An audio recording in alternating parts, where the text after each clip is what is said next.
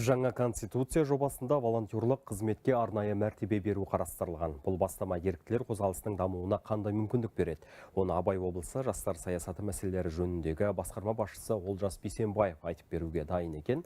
Олжас мырза, қайырлы күн, сіз байланыстасыз. Сіз даусыңыз естілмей тұр, микрофонды қоссаңыз.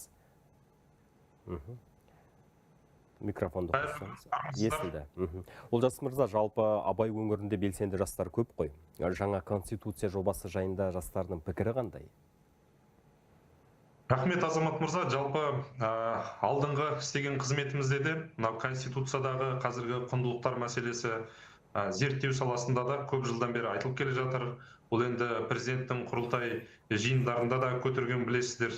Сондықтан осы дискурстың пісіп жетіліп келіп, қазір жаңа конституцияның жобасында көрініс табуы бір логикалық заңды қадам деп бағалауға болады.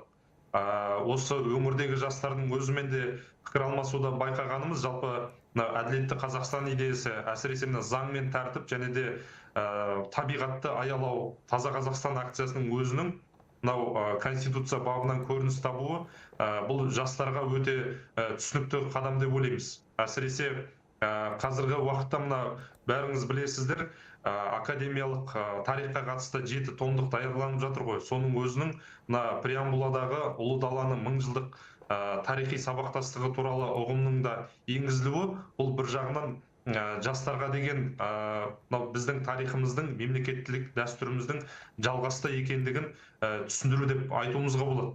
Мысалы, алғашқы конституция қабылданған 95 жылдары дүниеге келген жастарымыздың өзі 31 жасқа келді. Ал енді 2008 жылғы кейінгі буын қазір дауыс беру құқығына ие болып жатыр. Бұл енді зумерлер буыны қазір кезде құндылықтарға әсіресе ерекше маңыз береді ғой. Сондықтан құндылықтардың біздің жалпы ұлттық бірегейлікті нығайтудағы маңызы өте жоғары екендігін байқап отырмыз. Жаңа конституция жобасындағы мүмкіндіктер жастардың белсенділігін қаншалықты арттырады? Осы ретте волонтерлық қызметке арнайы мәртебенің берілуі қаншалықты маңызды деп ойлайсыз?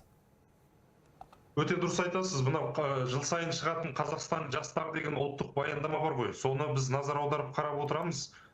Соның ішінде әсіресе жастардың арасында сауалнама жүргізген кезде 25-5% волонтерлікпен айналысуға дайын екендігін көрсеткен. Яғни бұл бір өркениетті, есейген қоғамның белгісі деп айтуға болады.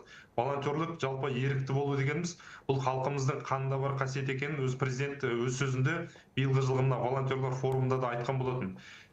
Жалпы елімізде жастар саласына өте ерекше көңіл бөлініп келе жатыр ғой. Мен де президенттік кадрлық резерв мүшесі ретінде міне өңірге келіп жұмыс істеп жатырмыз. Өңірдің өзінде өңірлік кадрлық резерв Абай облысында 25 маман облыстық, аудандық әкімдіктерде еліне қызмет етіп жатыр. Дарын, одан кейін тәуелсіз ұрпақтары сияқты гранттарды да білесіздер. Мәселен, Абай облысының өзінде жастарды мерзімді әскери қызметке өз облысында өтеуге де мүмкіндік беріп жатыр. Әскерден келген жастарға жаңа оқу гранттары беріп жатыр. Сондықтан бұл жастардың жалпы мүмкіндіктері өте кеңейіп келе жатыр. Оның барлығы конституциядағы құндылықтар төңірегінде түйісетін болса, жастар бұны міндетті түрде қолдайды деген сенімдеміз. Олжас мырза, сұхбат бергеніңізге, уақыт бөлгеніңізге алғысымызды білдіреміз.